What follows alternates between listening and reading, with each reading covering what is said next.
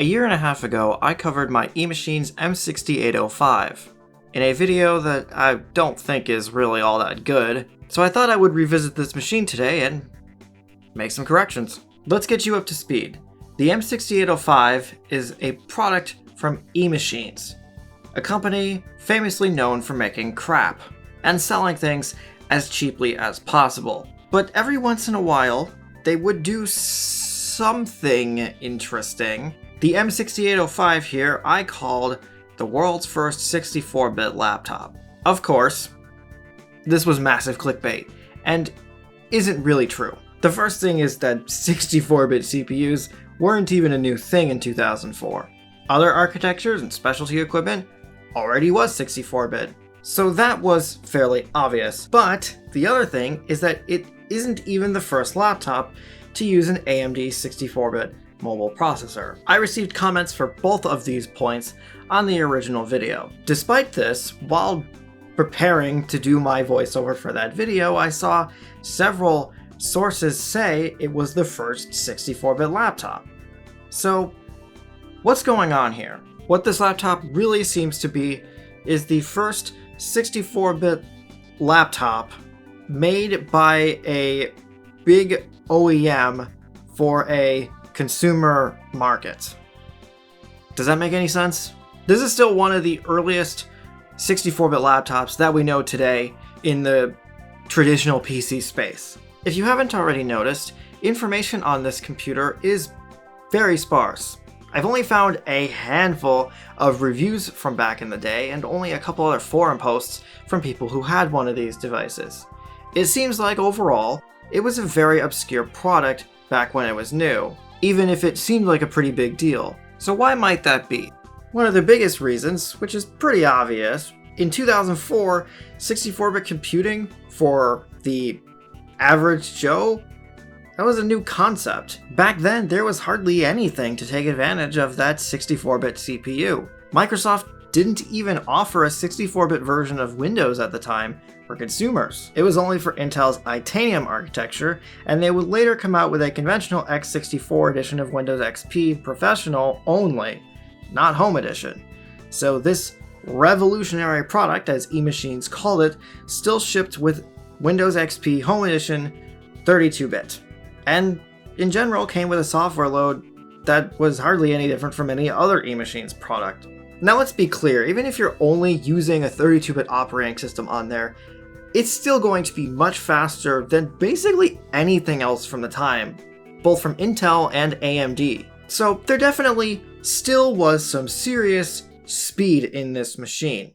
The other problem is that it's an eMachines product. eMachines may have been a massive OEM in 2004, but they've never exactly had a great reputation for producing quality stuff. Quite the opposite. And this computer, when it was introduced, retailed for more than $1,500. From what I've read, it seemed like it was competitive with other OEMs, but still, $1,500 for an eMachines product. For a computer that didn't really have a lot of useful application yet, that seems like a tough sell, especially when you could buy an Athlon XP laptop for several $100s cheaper. Maybe it's just some insane hindsight going on, but either way, this does not seem like a product that did super well. I eventually picked up this computer 2 years ago on eBay for about 20 bucks or so. And I have to admit, when I bought it, I didn't really know what it was. I knew it had an Athlon 64 processor, but seeing it was an eMachines product, I honestly assumed it was a much newer device from 2006 or 7 that just simply reused old parts to be cheap. It's not like eMachines is exactly foreign to that concept. There are others that probably overlooked this thing because they didn't really know what it was and didn't really care about it. My unit doesn't have any stickers on it anymore, and you can't really tell what it is. Other than the copious amounts of vents on this machine, it just looks like any other laptop. I don't think it looks bad, but it's also just not really interesting. I'm not sure if this is an eMachines original design or if this computer simply just was a generic laptop that eMachines slapped their logo onto and called it a day. But this computer was released before Gateway purchased eMachines, so has absolutely no Gateway influence at all. When Gateway purchased eMachines, Gateway later rebadged their own version of this computer, and it also seems to be just as obscure. But whatever, obscure or not, doesn't matter. I have it now. So, what's in this computer? Well, of course, the star of the show is going to be that CPU.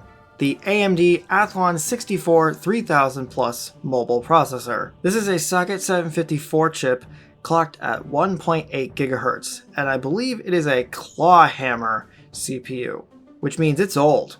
Pairing this CPU is an ATI Mobility Radeon 9600 GPU, 512 megabytes of RAM, a 60 gigabyte hard drive, a DVD-ROM CDRW combo drive, integrated wireless G, and a 1280 by 800 display. On paper at least, there's some pretty awesome stuff in here for the time. Now the only difference in my video is the machine had 768 megabytes of RAM and had a 120 gigabyte hard drive instead, but otherwise it was entirely original. There were 3 problems more or less that I wanted to solve in that configuration, but I just couldn't in that video. I wanted to max out the RAM on the computer, I wanted to replace the hard drive with a solid state drive, and I wanted to get rid of the DVD drive because it's a piece of crap. So finally, this machine has 2 gigabytes of RAM, a 256 gigabyte M-SATA SSD on an IDE adapter board, and a DVD burner. Speaking of which, didn't I make an entire video installing this SSD in a different laptop? Yup. So I'd say this computer is pretty much complete now in its configuration. There's not really a whole lot I can do to make it much better. For as revolutionary as that CPU may have been when it was new, it wasn't very revolutionary for very long, and sooner rather than later, the Socket 754 platform was obsolete, replaced with newer sockets, so there isn't really a major CPU upgrade I can do to this machine. To my knowledge, this can't take a dual-core CPU either. This machine cosmetically is rough, but there's not really a whole lot I can do about that, given that parts for this machine, just like the computer itself, are very obscure. Most of the damage is on the lid, there is a lot of scuffing, and the plastic nearby the hinges is cracked on both sides, and the hinges themselves are extremely loose. These appear to be common problems with these computers. The I/O on this machine is for the most part average, but there's a couple nice things. It's got plenty of USB ports, it's also got a mini FireWire port, and has an SD card reader as well. One of the things I did not get to in my video was any disassembly. On the surface, there isn't really a whole lot you can even access. The bottom has the battery, wireless card, a single RAM slot, and the hard drive bay, and the DVD drive. Everything else requires some form of disassembly. To take this computer apart, there's obviously a lot of screws on the bottom because it's a mid-2000s laptop. Some screws are longer than others. Then the hinge cover needs to be removed and unplugged from the motherboard. The keyboard needs to come out, and this metal shield then needs to come out, which will absolutely cut your hands up if you don't handle it correctly. And then we get a glimpse at stuff, but we still can't get to the motherboard at all. Even though most of it is accessible, the display needs to be removed, and it's got several wires going into the board. There are also screws hiding underneath the palm rest. Once those are out, you'll realize that there's a single screw still on the bottom that you missed, that's preventing the whole thing from coming apart. And then finally, the palm rest will come off the board, but we're still not quite done yet. The card readers need to be unplugged and removed. They're on a separate daughter board, and there is a shield covering that board. Once all of that is out of there, finally, you can get at the motherboard in this computer, which you have to do to get at this machine's second RAM slot. Now, look, it can always be worse. That second RAM slot could have been soldered to the motherboard. So it's not all bad. At least it has another RAM slot, but still, this kinda sucks. Now after that complaint, we can get a look at that behemoth cooler. This machine makes a lot of noise, so I honestly assumed immediately that this had 2 cooling fans in it. And I would be right. However, I also noticed something that I don't honestly know what to think of. All that cooling only contacts the CPU. The GPU and chipset are left to fend for themselves. I'm not sure which one of these is which, but I would assume the GPU is the one with that passive cooler on it next to the second RAM slot. It's kind of bizarre because it looks like it could have been attached to the main heatsink, but it's just not. Either way, it means all of the fan noise from this computer is just from the CPU alone. I think it's no surprise that thermals on this machine are rough. I mean, obviously they would be just from the CPU. But without any proper cooling, that GPU is going to run hot as well. This is just a hot combo.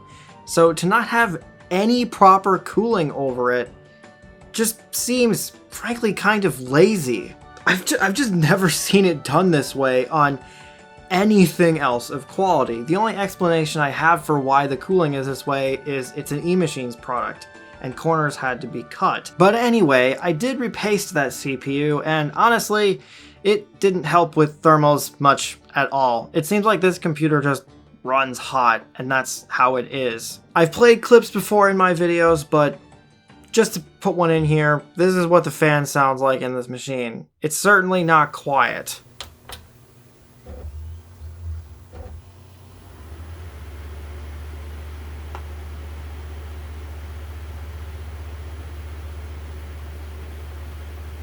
I just don't think this computer is designed all that well, unfortunately. It's really a pain to get to the motherboard, and there's just several questionable choices. And honestly, it kind of made me like the computer a bit less. But moving on, this computer has a dead CMOS battery because the CMOS battery is a CR1220 battery, and I don't have any of those. There are basically no options in this BIOS though, so other than losing the date and time, there's basically no reason I have to worry about that. Probably the most annoying thing about this BIOS to me is it lacks any USB booting at all. Now I did locate a BIOS update for this machine, which claimed to be from December of 2004, but when I installed it, it was actually from August of 2004, only a few months after the original BIOS on this machine.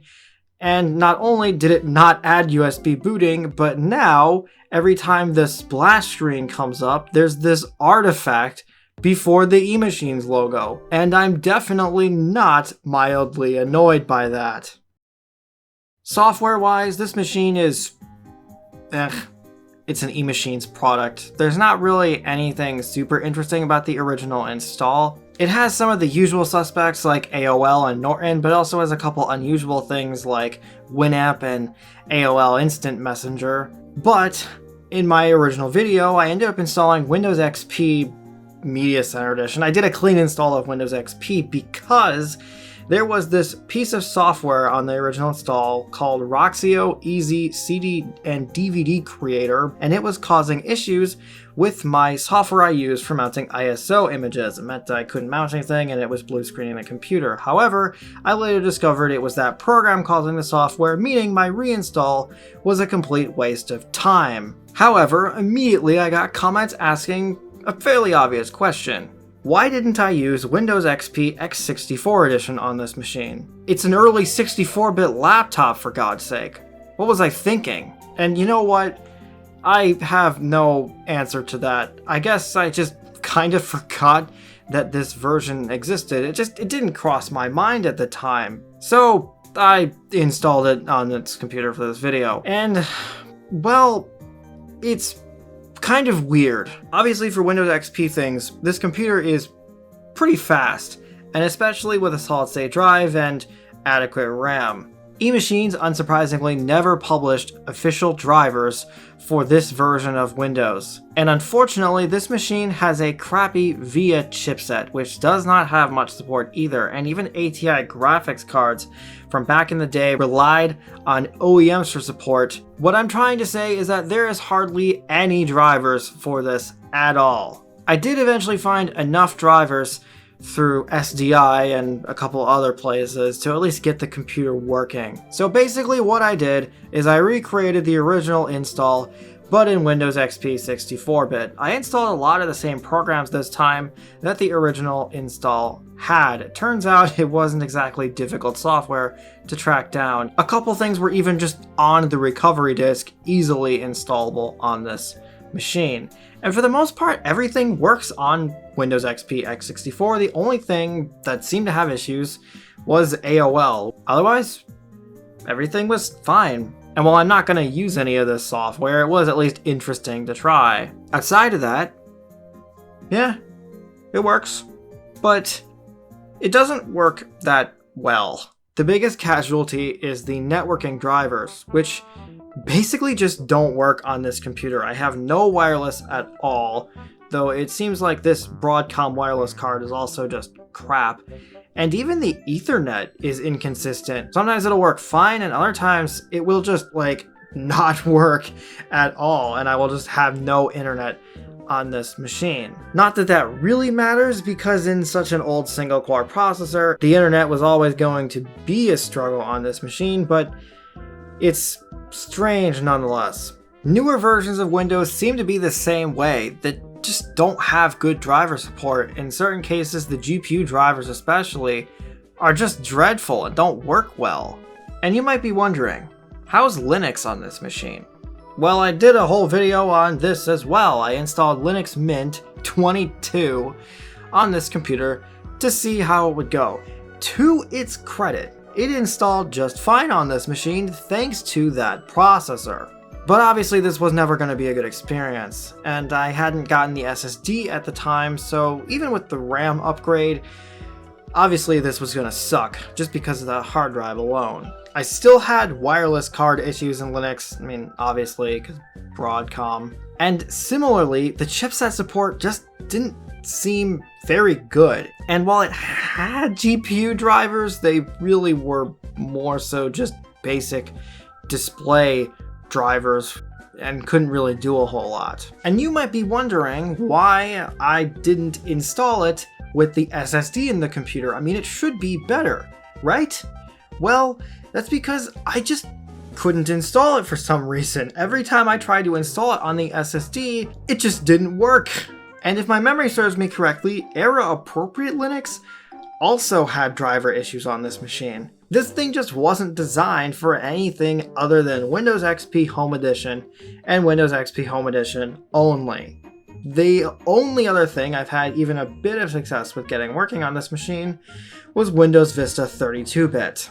It's really a shame, because I think there is a lot of potential in this computer, but there's just not really a whole lot you can do with it. If you don't want Windows XP, there don't seem to be that many other options. And unfortunately, anything super modern just isn't going to work because that processor just can't keep up. There was some potential in this machine to be a pretty decent gaming device, thanks to that CPU and GPU combo. And this is something I did test in my original video, and for the most part, I wouldn't say it was the best experience I've had, but for a laptop anyway, it's pretty good. But there's a problem with this. Remember that cooling situation from earlier? I just don't really trust this thing enough to actually want to game on it. While filming footage from my original video, after a long period of time, the GPU started to struggle a lot, and eventually the computer overheated, which seems clear that this cooling setup is just inadequate for that GPU. In my original video, I said that I believed, as interesting as the CPU was, it was being held back in this computer. And I still stand by that today. Even as a Windows XP device, this machine could have had some serious utility as a pretty awesome Windows XP laptop, but unfortunately, because of typical eMachines design choices and perhaps cost cutting, well, it just isn't. So, would I say it's worth your time to go and find one of these machines? Honestly, no. While it's interesting, there just really isn't a lot that you can do with it. To be clear, if it's what you have or you were able to find one for cheap or something. It's not bad. I just don't really think that it's that great either. At least not anymore. Now with much newer hardware available. I haven't gotten into a lot of the other drawbacks of this machine, but obviously it's big. This thing is more than 1.5 inches thick. It weighs almost 8 pounds. With a battery, it would have been even heavier, and obviously battery life would have just been terrible, and it runs hot and it's loud. It just doesn't seem very well designed thermally. Also, I just remembered, it uses an extremely stupid power supply as well. It needs an 18.5 volt power supply that can supply almost 5 amps, and has this comically small barrel connector. That's not standard on, well, anything other than an HP product apparently. And on my unit, the power plug is really weird. The power cord doesn't even fit in all the way. You kind of just jam it in and hope it works, and it can fall out really easily. It's incredibly bizarre. It's just kind of a shame, because I think this laptop could have been something pretty special, to be honest. But instead, it's just an eMachines product, and one that probably not many people care about. I just found out something very random with this machine. If you toggle the function here with the F1 key, it turns all of the lights off. Power lights. There's supposed to be a light on here for AC plug. It's not. Look at this.